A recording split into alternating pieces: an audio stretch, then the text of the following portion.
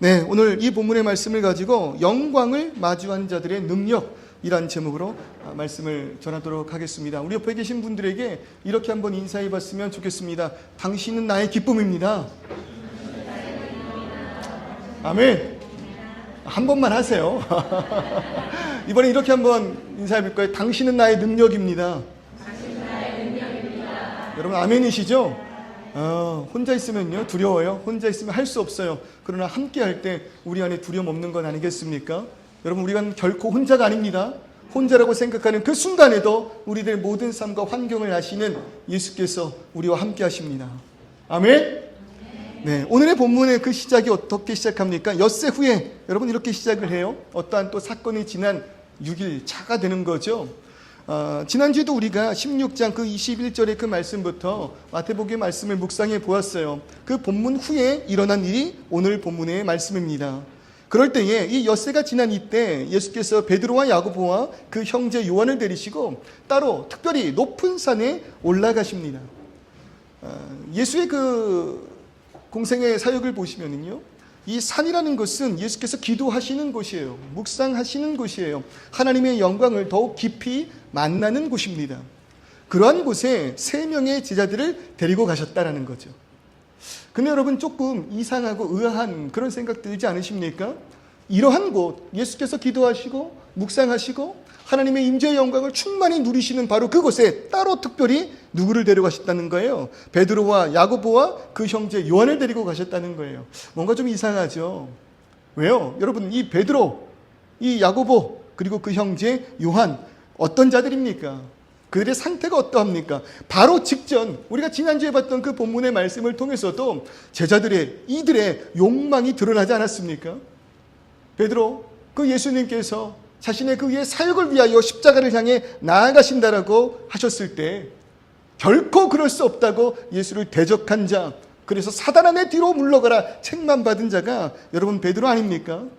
그뿐입니까? 이 야고보와 그 형제 요한은 어떤 자들입니까? 예수께서 이 땅의 왕이 되실 때 우리 형제를 좌편에 우편에 앉혀달라고 성원했던 자가 여러분 이 야고보와 요한 아닙니까? 심지어 이들은요 그의 부모까지 대동해서 그의 부모가 예수님 곁에 와 우리 자녀들, 우리 이 아이들, 이 귀한 여러분 MG가요 지금만 있는 게 아니에요. 그때도 있었어요. 요즘은 몸이 아프면 회사에 부모님들이 전화해서 내 딸이 내 아들이 좀 아픈데 오늘 못 갑니다 늦습니다 그런 데잖아요. 와, 요즘 것들이라고 우리가 그렇게 이야기하는데 여러분 아니에요. 성경을 봐도요. 엄마가 극성이에요. 예수님께 나와서 우리 자녀들을 예수님의 우편에 좌편에 앉혀달라고 부탁하지 않았습니까? 그 대상이 야고보와 요한이라는 거예요. 여러분 이들의 상태가 썩 좋지 않습니다. 예수님께서 묵상하시는 그 자리, 기도하는 자리에 같이 데리고 가실 만큼 그렇게 유능한 자들은 아니다라는 거죠. 그리고 이런 일 좀 있으면 어떻습니까? 베드로, 이 직전에 사단아 물러가라. 여러분 그러면 조치할 법하지 않습니까? 내가 지금까지 가르쳤고 인도했고 많은 것들을 보여주었음에도 불구하고 그 마음 알지 못하고 자신들의 유익이나 바라는 그런 고백을 한 자들 그냥 거기까지야. 그냥 거기에 있어. 안 따라와 주는 게 유익할 것 같아. 내치시는 것. 그것이 어쩌면 우리들의 삶의 정상적인 모습 아닐까요? 그런데 여러분 기억하십시오. 우리가 믿는 하나님, 우리와 함께 하시는 그 예수 그리스도는요 인격적인 분이십니다. 어떤 분이시라고요? 인격적인 분이십니다. 여기서 말하는 인격적이라고 하는 것은요 첫 번째로는 하나님이라는 분이 단순한 힘, 어떤 에너지, 파워 혹은 원리적인 개념, 단순한 철학적 그런 이념이 아니라는 거예요. 하나님이 인격적이다라는 것은 이런 에너지나 이념, 철학이 아니라 자신의 의식과 감정과 의지를 가지고 나타내시는 존재라는 것입니다. 하나님은 그의 뜻과 계획과 의지 그리고 그의 섭리 가운데 이 모든 만물을 창조하신 창조주이십니다. 그리고 창조하신 이 모든 세상을 통하여 자신을 나타내셨습니다. 특별히 성경을 통해서 하나님께서는 자신을 무엇보다도 분명히 우리에게 나타내실 때 하나님은 선한 분이시라 말씀하시고 인자하시며 사랑이시고 심판주라 말씀하십니다.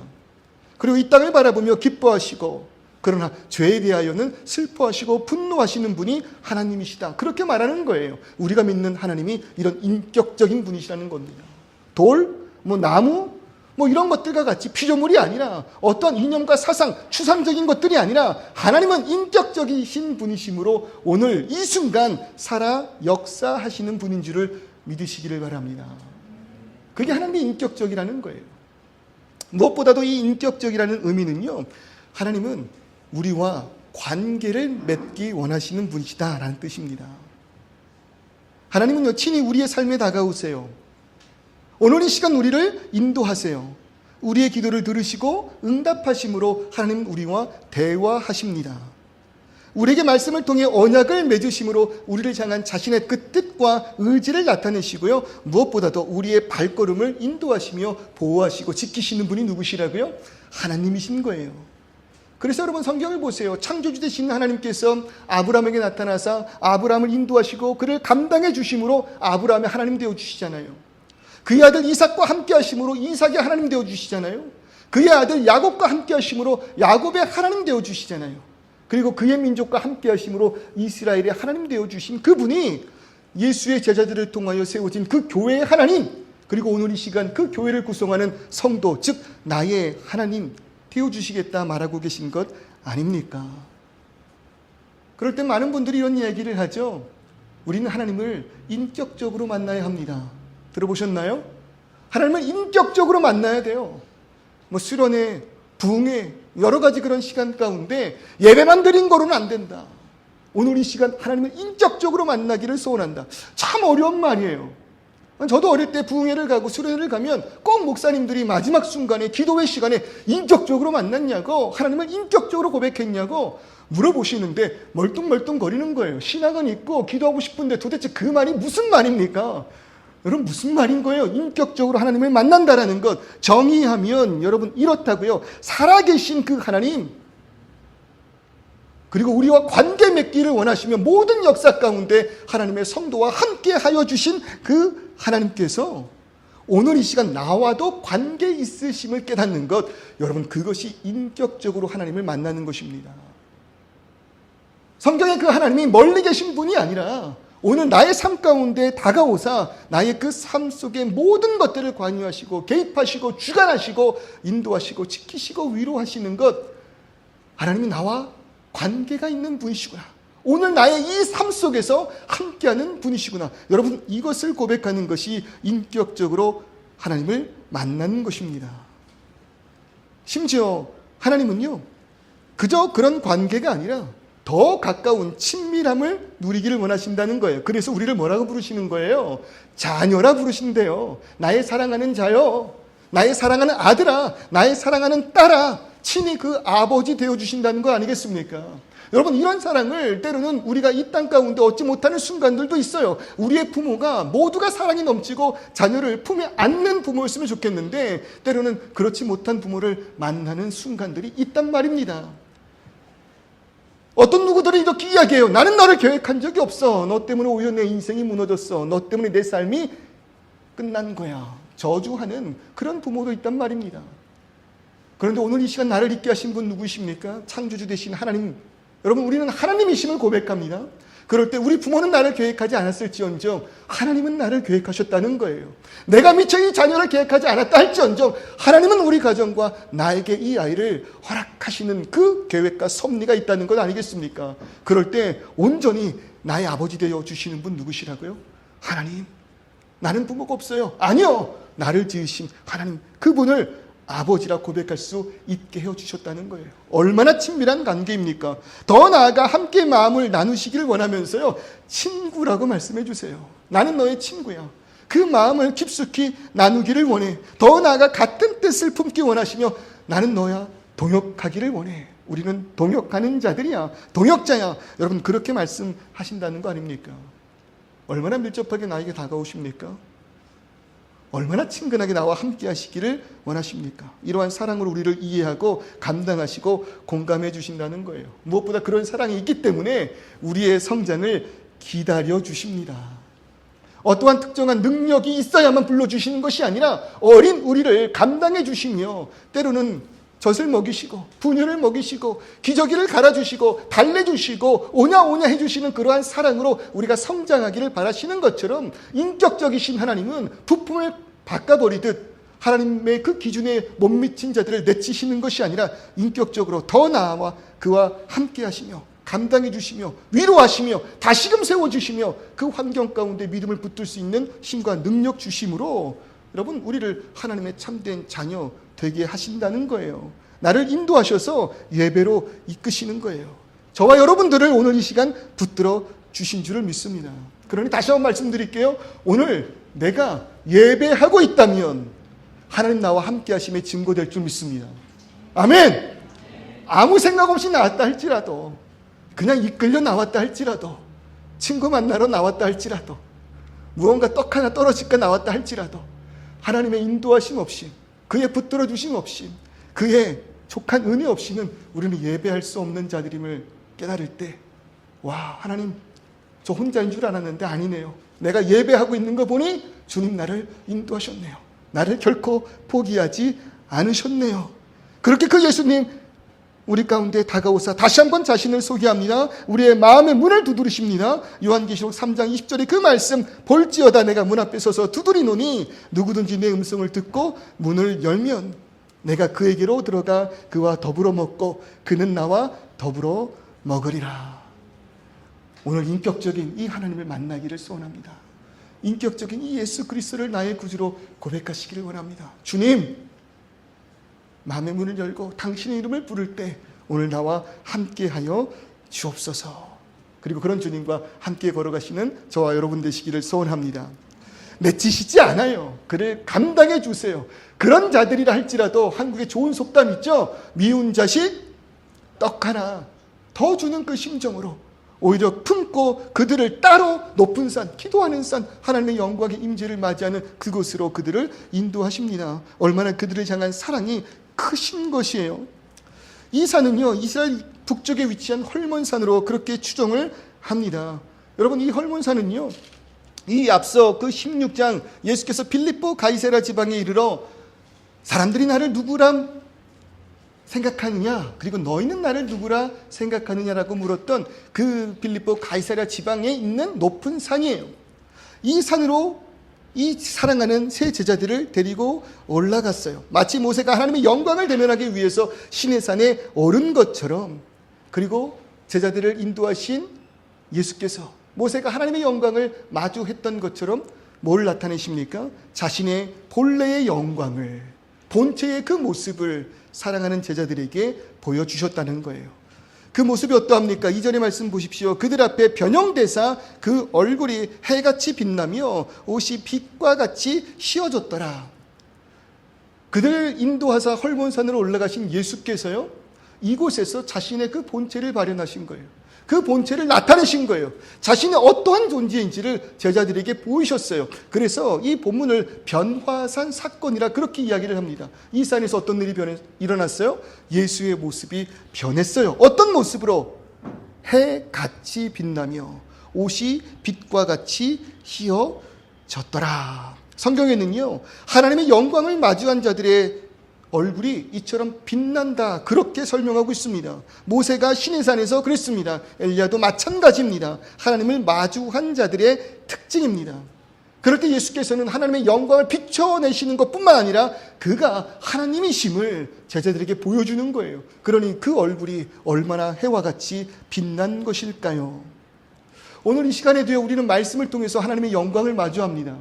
말씀을 통해서 우리가 하나님 앞에 섭니다. 그런 자들의 얼굴은 해와 같이 뭐 해야 된다는 거예요? 빛나야 된다는 거예요. 옆에 계신 얼굴 좀 보십시오. 빛나고 있습니까? 어두침침합니까? 안타깝습니까? 하나님의 말씀, 하나님의 영광 앞에 서 있는 우리들의 그 삶의 그 모습 어떠해야 된다고요? 이처럼 빛났으면 좋겠다라는 거예요. 사람들이 우리의 얼굴만 봐도 왜? 무슨 좋은 일이 있어요? 로션 바꿨어요? 피부가 장난이 아닌데 로션 하나 바꿨을 뿐인데. 꽃을 든 남자 여러분 기억나세요? 사람들이 물어야 돼요. 어떤 일이 일어난 건지, 당신에게 도대체 무슨 일이 일어난 건지, 당신의 삶과 환경과 처한 그 모든 것을 내가 아는데, 그런데 왜 당신의 얼굴은 해와 같이 빛나는지. 무엇 때문에요? 하나님의 영광 때문에, 그 말씀 때문에, 예수의 그 사랑 때문 아니겠습니까? 그러니 그때 대답하는 거예요. 나 교회 다니고 있잖아. 나 교회 다니잖아. 나 예수 믿는 사람이잖아. 왜 그럽니까? 여러분, 빛의 특성이 뭐예요? 빛이 있으면 무엇이 사라집니까? 어두움은 사라집니다. 하나님은 빛이십니다. 빛 대신 하나님의 그 영광이 우리 가운데 마주하면 우리 안에 어두움은 사라질 수밖에 없는 것입니다. 그러니 여러분, 예수가 정답이라고 하는 이유가 있어요. 그가 빛으로 이 땅 가운데 오셨기 때문입니다. 이 땅 가운데 어떤 문제가 있습니까? 어떤 아픔과 상처와 마음의 두려움이 있습니까? 근심이 있습니까? 걱정, 불안, 염려가 있습니까? 우리들 그 모든 어둠을 가지고 누구에게 나아갈 때, 예수께 나아갈 때, 빛 대신 그분께 나아갈 때 우리들의 어둠 사라지는 거 아니에요? 지난 주에 창세기 공부하신 분들, 첫 번째 창세기 1장의 그 3절의 말씀, 빛이 있으라 하시니 뭐가 있었대요? 빛이 있었대요. 그 땅에 혼란과 혼돈과 질서가 없음, 아무것도 없는 황량한 그 상황 가운데 빛이 있으라 말씀하실 때 빛을 통하여 기준이 생기고, 빛을 통하여 질서가 잡히며, 빛을 통하여 생명이 그 땅 가운데 임하는 그 현장을 우리 말씀을 통하여 목도한 거 아니겠습니까? 그럴 때 어둠 가득한 우리 인생 가운데 여러분, 빛이 있기를 주님의 이름으로 축원합니다. 예수 그리스도의 그 얼굴이 해와 같이 빛납니다. 그분이 바로 빛 대신 하나님, 빛 대신 그리스도이시기 때문에 그래요. 그렇기 때문에 이 산의 사건을 변화산 사건이라고 말을 합니다. 하나님의 영광이 나타난 거예요. 그뿐 아닙니다. 예수님께서는요, 모세와 엘리야와 더불어 대화하셨다라고 그렇게 이야기를 해요. 모세는요, 구약의 율법의 대표자입니다. 엘리야는 구약의 예언을 예표하는 그러한 인물입니다. 이들을 통해서 나타나셨던 구원을 향한 하나님의 뜻이 모세의 율법의 종착지, 엘리야가 전한 그 예언의 종착지가 바로 예수를 통하여 이루어지고 있음을, 예수를 향하고 있음을, 예수가 메시아임을 지금 나타내 보여주고 있는 그러한 현장이라 이것입니다. 그러니 이 산의 영광이 지금 얼마나 대단할까요? 이 현장을 바라보고 있는 제자들의 모습은 여러분 어떠할까요? 심지어 5절의 그 말씀을 보면은요, 이는 내 사랑하는 아들이요 내 기뻐하는 자니 너희는 그의 말을 들으라 선포하시며, 예수께서 참되신 하나님의 아들이심을 확증하시는 그러한 순간이라는 거예요. 하나님의 아들이라는 거는요, 그가 그 본질 자체가 하나님이심을 뜻합니다. 조금 어려운 표현이에요. 나중에 이 예수의 하나님 되심과 또 성령의 하나님 되심을 통한 삼위일체에 대한 교리를 한번 말씀을 통하여, 설교를 통하여 최대한 쉽게 설명해 볼 그러한 날이 있을 거예요. 무슨 말이냐면요, 사람의 자녀는 본질상 무엇입니까? 사람입니다. 맞죠? 그럴 때 하나님의 자녀는, 하나님의 아들은 그 본질상 하나님이신 거예요. 그러니 예수께서 구원자이시요, 구약에서 율법을 통하여 우리에게 선포하셨던, 구약에서 예언을 통하여 우리에게 예비하셨던 구원자이시요, 동시에 구원자 되시는 예수께서 하나님의 아들이심으로 그 본질이 하나님 되심을 제자들의 나타내 보이셨다는 것입니다. 그것이 17장에서 있는 변화산 사건입니다. 그럴 때 이런 생각을 해보는 거예요. 왜 하나님께서는, 왜 예수께서는 제자들에게 이러한 모습을 보이셨을까? 왜 이러한 모습을 이 타이밍에 나타내셨을까? 그 본문의 시작이 여러분 뭐라고요? 엿새 후에라는 거예요. 이 엿새 후에라는 시간적 표현이요, 신학적으로는 구약에서 하나님이 엿새 후에 구름 속에서 모세를 만나주시고 모세에게 말씀하신 그 일과 그 사건과 병행시키는 그런 구조이지만, 동시에 이 엿새라는 그 시간을 통해서 앞 사건이 있은 엿새 후, 즉 베드로가 그리고 제자들이 자신들의 욕망을 드러낸 그 사건 이후라는 것을 우리에게 가르치고 있는 거예요. 그리고 이 시간 동안 베드로가 예수께서 십자가를 향하여 나아가셔야 하는 그 사건을 맡고 대적했던 그 자리, 자신들의 욕망을 나타내며 예수의 그 사역과 관계없는 것처럼 서 있었던 바로 그 순간, 여러분, 예수님께서는요, 그들을 위하여 기도하시며 그들에게 앞으로 나아가야 할 그 길을 위해 위로하고 그들에게 능력 주시기를 소원하셨던 것 같아요. 왜요? 예수님께서는 그들에게 말씀하셨잖아요. 자신을 따르려거든 자기를 부인하고 자기 십자가를 져야 하느니라. 내가 가는 길은 이런 길이야. 너희는 나의 제자야. 너희는 내가 가는 이 길을 따라와야만 할 거야. 누구든지 나를 따르려거든 자신을 부인하고 자기의 십자가를 지고 따라야 할 것이야. 그 안에 생명이 있기 때문에, 그 생명을 너에게 주고자 하기 때문에. 그런데 이렇게 말씀하신 예수님께서도 그 길이 결코 쉬운 일은 아니라고 생각하셨을 거예요. 예수님께서 말씀하신 제자들에게 마땅히 생명이 있고 진리가 있는 길이라 선포하셨지만 그 길을 걸어간다는 것이 결코 쉬운 일이 아니라는 것, 그것은 예수 본인께서 더 잘 아신 것 아니겠습니까? 그러니 땀이 피로 변할 만큼 기도하고 또 기도하고 아버지의 영광과 아버지의 은혜와 아버지의 능력을 구한 분이 여러분 예수님 아니십니까? 여러분, 예수님께서는요, 제자들에게 그 길을 가라, 오늘 이 시간 우리들에게 그가 말씀하신 그 뜻을 위하여 그 길 위에 서라 말씀하실 때요, 그냥 말씀하지 않으세요.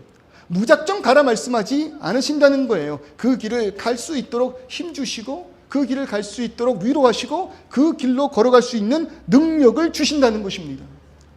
그리고 6일 동안 예수께서 기도하신, 예수께서 고민하신, 예수께서 그 제자들을 위하여 준비하신 그 일이 무엇이냐?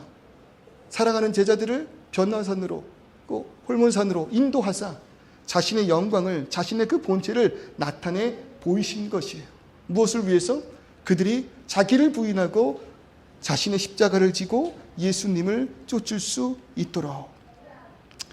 베드로는 이 순간요, 예수님의 본체의 황홀경을 체험합니다. 황홀한 거예요. 예수님이 진정 하나님의 아들이심을 보았습니다. 물론 지금 이 베드로가 그 예수의 모습을 보고 와, 정말 하나님의 아들이시구나, 정말 하나님이시구나, 구원자이시구나, 그 상황을 완벽하게 이해하고 있는 것 같지는 않아요. 너무나도 놀라운 그 신비로운 체험을 경험하고 있는 거예요.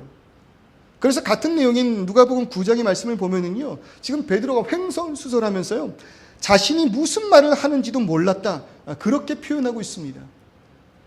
그런데 그런 베드로가요, 정신을 차리지 못하고 한 말이 있어요. 그 말이 뭐예요? 너무나도 놀랍고 너무나도 신비로운, 그리고 황홀하기까지 한 그 순간 베드로가 그 모습을 바라보며 뭐라고 말하냐면, 베드로가 예수께 여쭈어 이르되 주여, 우리가 여기 있는 것이 좋사오니 만일 주께서 원하시면 내가 여기서 초막 셋을 짓되 하나는 주님을 위하여, 하나는 모세를 위하여, 하나는 엘리야를 위하여 하리이다. 뭐라고 이야기하는 거예요? 주여, 여기가 지금 너무 좋습니다. 주의 영광이 나타나고 주의 본체가 발현되며 이런 놀라운 황홀한 광경을 맞이할 수 있는 이곳이 너무나도 좋습니다. 이곳에 집을 짓고 우리가 여기 있기를 원합니다. 너무 행복합니다. 여러분, 이런 모습이요, 마치 16장 22절 주여 그리하지 마옵소서, 이 일이 결코 주께 미치지 아니하리이다. 주님께서 가시고자 하는 그 길, 죽음의 길이라고요? 절대로 그 길로 갈 수 없습니다. 주님은 영광의 주이십니다라고 말하는 것과 비슷하지 않아요? 황홀한 그 모습 가운데 와, 정말 여기가 좋다, 이것이 너무나도 나에게 큰 행복이다, 예수 그리스도의 그 빛나는 영광, 하나님과 가까워하신 그 모습을 본 베드로의 고백이 이와 같았다라는 것입니다. 그런데 이런 고백을 하는 베드로에게 예수께서는요, 허락하지 않으세요. 아니, 심지어 대꾸조차 하지 않으셨다고요. 그리고 이렇게 보여주셨던 본인의 그 모든 영광을요, 곧 다 사라지게 하십니다. 8절의 그 말씀 보세요. 제자들이 눈을 들어보매 오직 예수 외에는 아무도 보이지 아니하더라. 무슨 얘기입니까? 베드로가 너무나도 황홀해서 여기 있고 싶습니다. 예수를 위하여, 모세를 위하여, 엘리야를 위하여 집을 짓고 이곳에 거하기를 소원합니다. 그러나 예수께서는 곧 그 모든 것을 다 드시고 예수 외에는 아무것도 보이지 않는 그런 모습을 허락하셨다는 거예요. 무슨 말입니까? 다시 현실로 돌아왔다는 거예요. 다시 현실이 되었다는 것입니다. 베드로의 눈에 들어오는 예수는 어떤 모습입니까?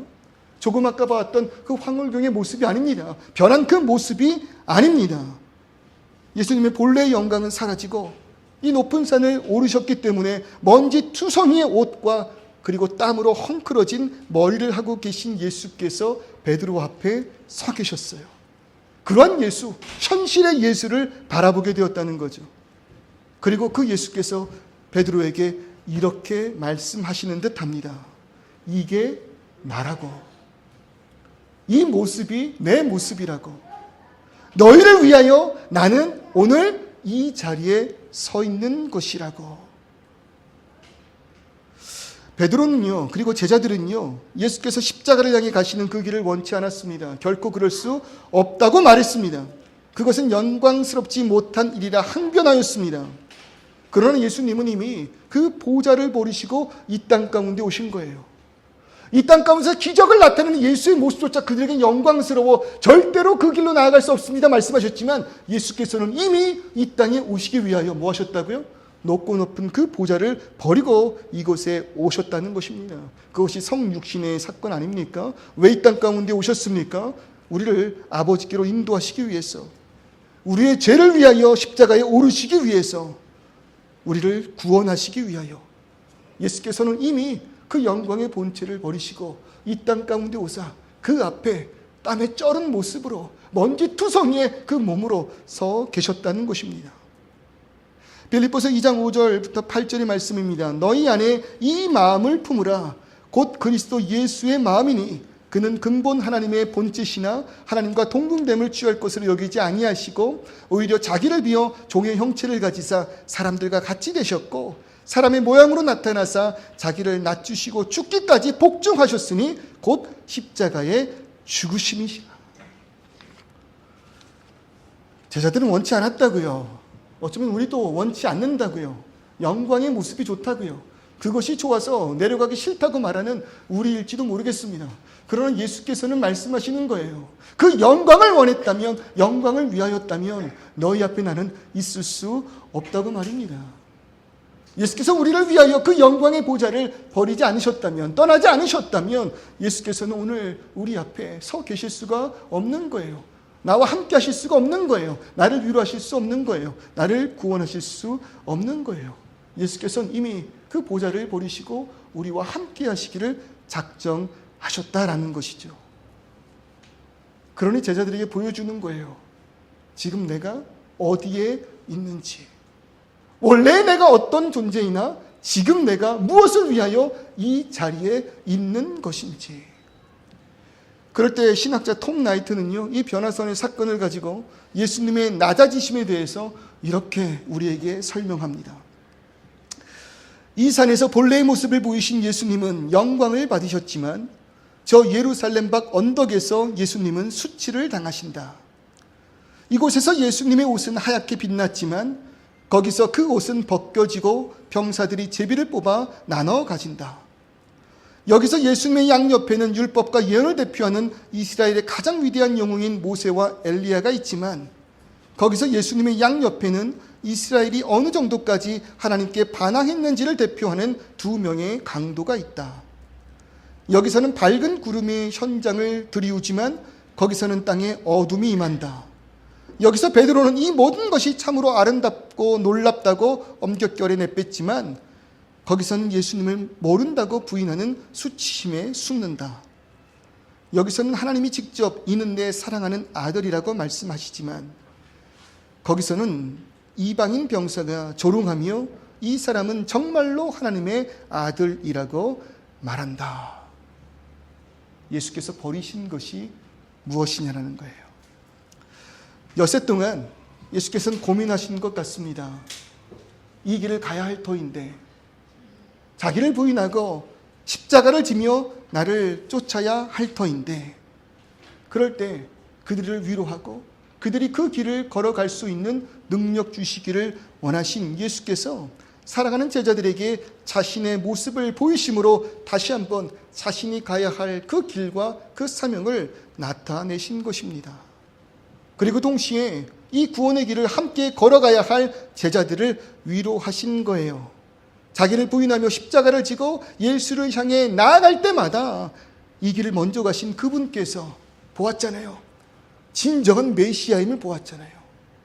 모세의 율법과 엘리야의 예언에 그 종착역 되시는 예수 그리스도, 그분이 하나님의 아들이심을 이 변화산 사건을 통하여 보았잖아요. 그 영광을 마주한 것 아니겠습니까?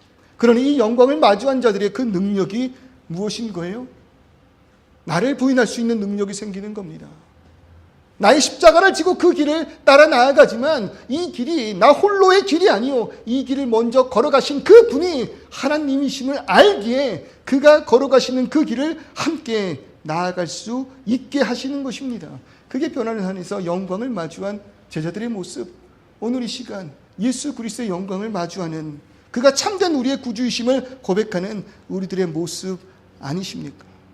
우리에게 이 믿음이 있어야 할 줄 믿습니다. 우리가 따르는 예수께서 하나님이심을, 우리가 따르는 그 예수가 나의 참된 구원자이심을. 그래서 후에 이 베드로가요, 순교하기 직전에 베드로가 보낸 그 편지, 베드로 후서를 통하여 이 변화산 사건이 자신에게 어떠한 의미였는지를 이렇게 말을 해요. 베드로후서 1장 16절 그리고 18절을 보십시오. 우리는 그의 크신 위엄을 친히 본 자라. 그가 전하는 이 소리는 우리가 그와 함께 거룩한 산에 있을 때에 하늘로부터 난 것을 들은 것이라. 여러분, 거룩한 그 산에 있을 때에 하늘로부터 난 것을 들은 것이래요. 예수께서 참된 하나님이심을 베드로는 이 산에서 들었다는 것이죠. 물론 그 순간 이 모든 역사를 알지 못한 그지만 예수의 부활과 예수 그리스도의 승천과 또 성령님의 강림 그 사건을 통해서 베드로는 진정으로 깨달은 것입니다. 그리고 예수께서 나에게 그 놀라운 모습의 순간을 보여주신 그 의미를 그제서야 뒤늦지만 분명히 깨달은 거예요. 그게 나의 뭐라고요? 부인의 능력이요, 이 좁은 길을 걸어갈 수 있는 능력이라고요. 여러분, 오늘 이 시간 우리가 예수 그리스도의 영광의 능력을 마주하기를 소원합니다. 그가 어떤 분이십니까? 구원자이십니다. 그가 어떤 분이십니까? 하나님이십니다. 창조주십니다. 우리의 인도자이십니다. 그런 비밀을 발견하였다면 여기가 조사오니가 아니라 예수께서 가신 그 산 밑으로 내려가야 하는 거예요.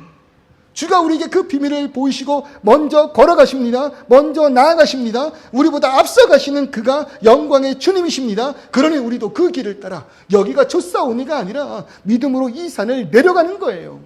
나를 부인하고 그 산 밑에서 일어날 그 모든 상황 가운데 내 십자가를 지고 당당히 나아갈 수 있게 되는 거예요. 왜? 승리하신 예수께서 나보다 먼저 그 길을 걸어가셨으니까. 오늘 나에게 믿음을 주는 것이 무엇입니까? 나를 든든하게 하는 건 무엇입니까? 내 마음 가운데에 참된 힘이 무엇입니까? 무엇을 의지하며 살아가고 계십니까? 그럴 때 오늘 이 시간 이 변화산 사건을 통하여 자신의 본체를 우리에게 나타내신 예수가 나의 믿음의 중심이 되시기를 주님의 이름으로 축원합니다. 그리고 그가 가신 그 길을 걸어 나아갈 때 여러분, 우리의 삶에 능력이 있다고요. 승리하신 분이 나보다 앞서 가시는구나. 그럴 때 가정에서 배우자와 자녀를 위하여 희생할 수 있게 되는 거예요. 그러면 그곳에 뭐가 임합니까? 하나님의 사랑이 임합니다. 직장에서 정직하고 성실할 수 있는 거예요. 동료를 배려하고 섬길 수 있는 거예요. 그때 우리를 통하여 그곳에 뭐가 나타납니까? 하나님의 영광이 나타납니다. 교회에서 나의 유익을 구하기보다 다른 이들을 섬기고 사랑할 수 있는 거예요. 나를 비우고 그 좁은 길을 갈 수 있는 거예요. 왜? 예수께서 먼저 그 길을 가셨으니까. 그럴 때 이 교회 안에 예수의 모습이 나를 통해 드러나는 것 아닙니까? 이웃과 사회 속에서 내 이익보다 다른 이들을 돌보고 사랑할 때, 그렇게 할 수 있는 능력, 예수의 능력이 우리 안에 있을 때 여러분, 이 땅 가운데 하나님의 나라가 이루어지는 것 아닙니까? 힘들고 어려운 길 맞습니다. 그러니 이 6일 동안에 고민이 있으셨던 것 같아요. 그들에게 좁은 길 가라 했고, 그들에게 나를 쫓아 이 십자가의 길을 너희도 따라와야 되라고 말을 했지만, 그 길의 어려움을 아시는 주님께서 고민하고 또 고민하셨던 것 같아요. 그리고 그 시간 가운데 고민의 그 끝에 이 제자들에게 능력 주시기 위하여, 위로하시기 위하여 함께 가자. 나를 부인했던 그를, 자신의 욕망을 드러냈던 그들을 데리고 함께 올라가자. 그 산에 올라가 자신의 영광의 비밀을 그들에게 나타내셨어요. 나야, 그 보좌를 버리고 네 앞에 서 있는 자, 그게 바로 나야. 나를 쫓는 길, 좁은 길일 거야. 그러나 나는 너희를 구원한 자야. 너희를 구원으로 인도하는 이야. 하나님이 사랑하는 이야.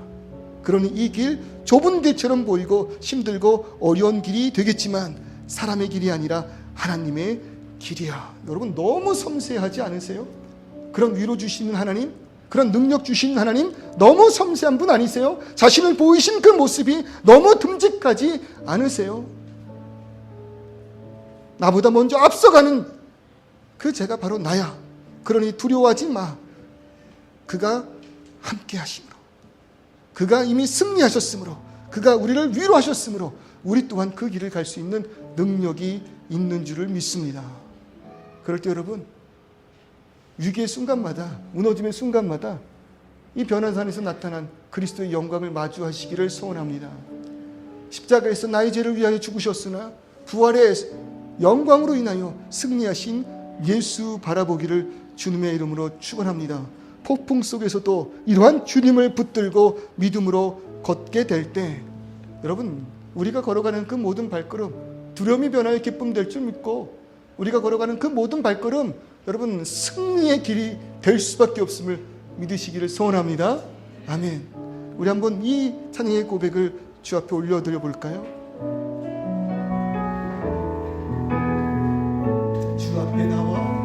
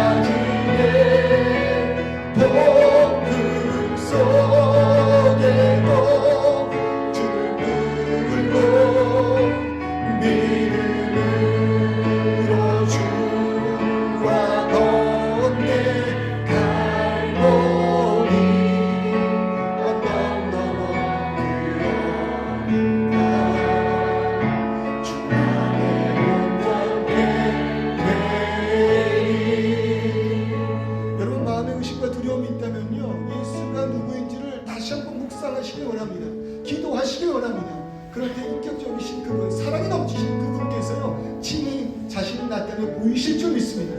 말씀을 통해 하나님께서 구원자 되심을, 창조주 되심을 예수께 위로자 되심을, 성령께서 우리의 위로자 되심을 깨달아 알게 하실 줄 믿습니다. 여러분, 그 영광을 마주하면요 두렵지 않은 거예요. 그 영광을 마주하면 나아갈 수 있는 거예요. 그 영광을 마주한다면 주께서 먼저 가신 그 길을 우리 또한 걸어 나아갈 수 있을 줄 믿습니다. 그럼 이 시간 우리 나가서 기도할 때 영광의 주를 바라보게 하시고 그 능력으로 살아가게 하여 주옵소서. 폭풍 가운데에도 주를 바라보며 아버지 하나님, 나의 구원자 되시는 분 하나님 되시는 그 영광의 주를 바라보며 두려움 가운데도 나아갈 수 있는 내가 되게 하여 주옵소서. 동성으로 그 다음에 나아가 아버지 하나님, 그 시간 우리들의 삶의 많은 문제와 아픔 가운데에서 아버지 하나님, 나의 주를 바라보고 아버지 하나님, 나의 자신을 나타내 보이사 우리를 위로하시고 나의 능력 주신 영광의 주를 바라보고 아버지 하나님, 연약한 내가 너를 들어 당신을 바랄 때 주님은 구원자셨습니다. 메시아셨습니다. 또 나아가 하나님이셨습니다. 그것이 나의 믿음입니다. 아버지 하나님, 예수님 나의 당신입니다. 예수님 나입니다. 한 종교의 창시자가 아닙니다. 창조주이십니다. 구원자이십니다.